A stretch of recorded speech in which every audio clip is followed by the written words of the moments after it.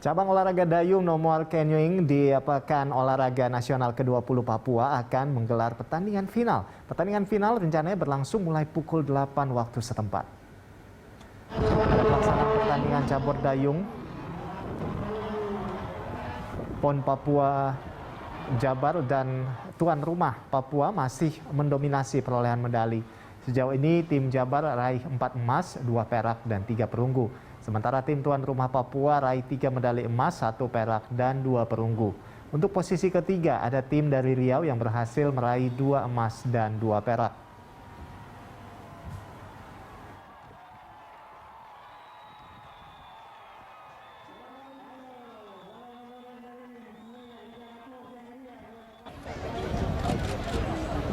Keren itu, siapa di desa?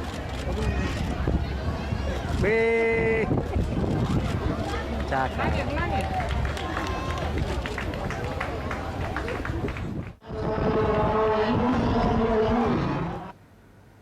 Ya, dan untuk mengetahui informasi lebih lanjut mengenai pertandingan final cabang olahraga dayung, kita langsung bergabung dengan rekan Ramaditya Domas dan juru kamera Jeff Anderson yang saat ini berada di kawasan Teluk Yutefa, Kota Jayapura, Papua.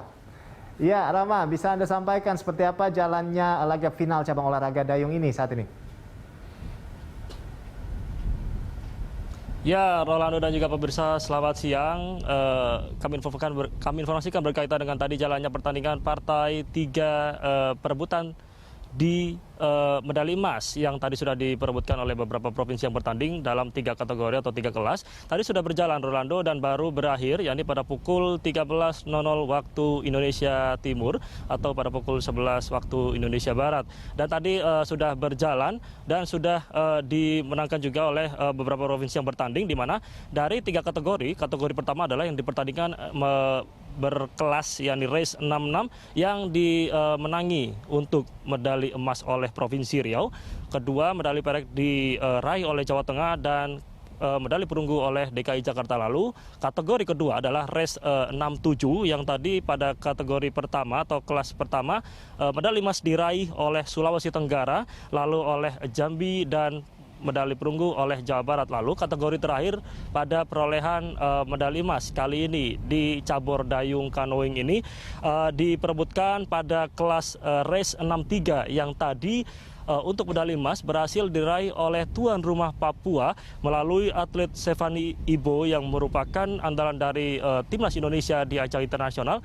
Lalu medali perunggu diraih oleh Riau dan maksud kami perak diraih oleh Riau dan perunggu diraih oleh Jawa Barat, di mana 3 pertandingan atau 3 kelas kali ini diperebutkan oleh beberapa provinsi dan memang tadi sudah berjalan dengan lancar dan cukup meriah dengan adanya penonton, karena memang dapat digarisbawahi juga bahwa kali ini tim daripada tuan rumah, tim dayung daripada tuan rumah juga bertanding, artinya memang cukup banyak penonton yang hadir dan tiba untuk memberi dukungan kepada semua provinsi yang bertanding, khususnya kepada tuan rumah tadi, karena kami pantau juga sejak pagi tadi, sejak dimulainya pada pukul 8 waktu Indonesia Timur hingga berakhir pada pukul 11 waktu Indonesia Timur, pertandingan berjalan cukup meriah dan juga cukup kompetitif, karena memang pada cabur dayung juga diisi oleh beberapa nama-nama langganan pelatnas atau langganan timnas Indonesia di ajang internasional.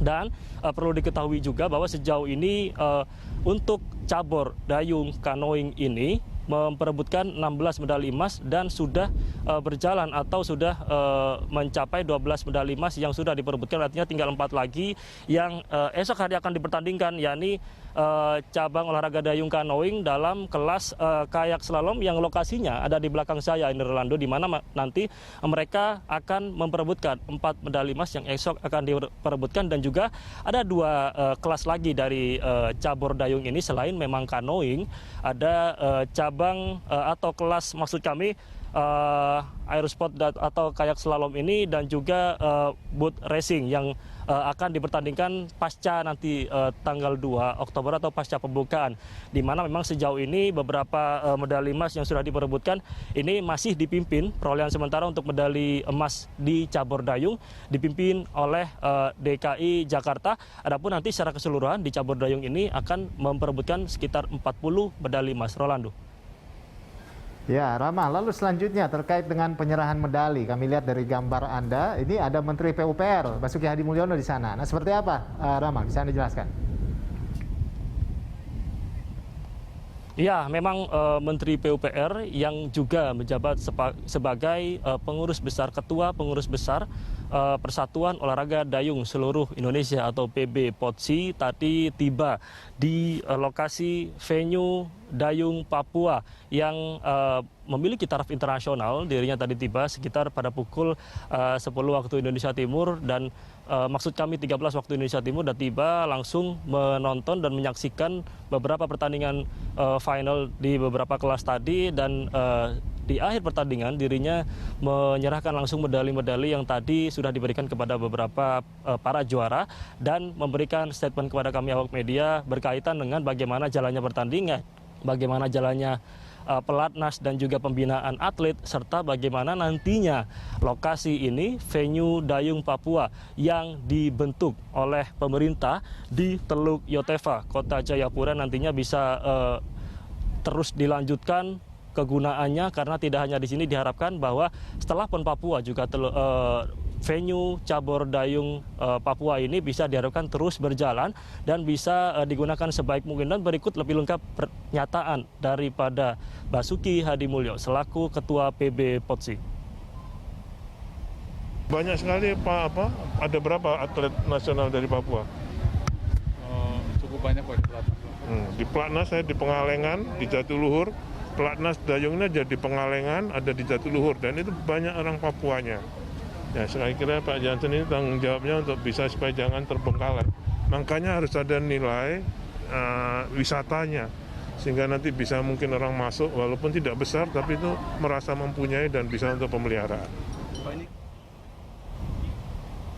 Iya, Rolando, diharapkan memang venue ini nanti bisa terus digunakan, khususnya nanti seperti misalnya pelatnas tidak hanya yang sejauh ini digelar di Jatiluhur, Jakarta, namun juga nantinya akan digunakan di titik ini atau di venue Dayung Papua yang memang sudah dipersiapkan sejak jauh hari oleh pemerintah untuk nanti bisa menjadikan lokasi ini salah satu lokasi pembinaan dan juga munculnya atlet-atlet nasional di kancah internasional untuk cabang olahraga dayung karena sejauh ini cabur dayung Indonesia di kancah internasional khususnya di kawasan Asia ini tidak bisa dipandang remeh, khususnya beberapa tahun lalu kejuaraan internasional juga berhasil diraih dan juga untuk SEA Games saja kita sudah bisa berbicara banyak dari cabur dayung ini. Artinya memang ini perlu terus dikembangkan dan juga melalui PON kali ini diharapkan bisa banyak keluar kembali atlet-atlet bertaraf nasional hingga nanti bisa menjadi andalan Indonesia bertarung di kancah internasional.